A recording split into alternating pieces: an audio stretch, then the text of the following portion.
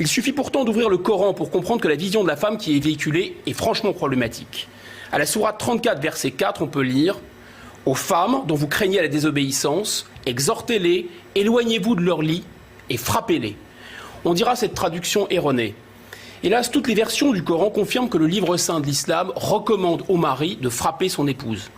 Fort heureusement, les musulmans ne prennent pas tous au pied de la lettre les paroles prophétisées par un bédouin du 7e siècle. L'écrasante majorité des musulmans en France et partout ailleurs respectent les femmes. Mais retirons aussi ce voile de culpabilité déplacé qui nous empêche de voir vraiment ce qui se passe dans la France d'aujourd'hui.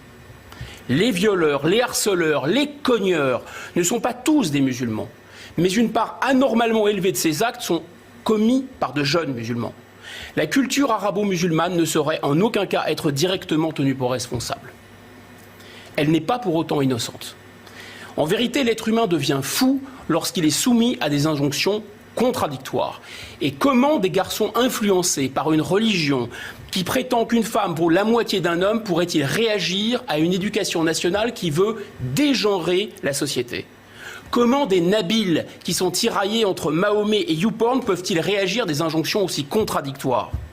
Et les féministes qui se défoulent contre le machisme occidental, sans oser affronter ces terribles contradictions, se comportent en fait comme les chiennes de garde du patriarcat islamique et les servantes des racailles. Ce discours néo-féministe tend inconsciemment aussi, il faut le dire, à émasculer les protecteurs de ces jeunes filles agressées. Car la France est le pays de l'amour courtois. C'est la nation où les femmes président les tables, où la liberté avance le sein dénudé.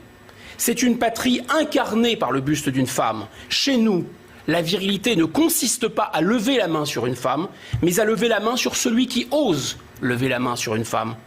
Et les Français dignes de ce nom ne frappent pas les femmes. Ils frappent ceux qui leur manquent de respect.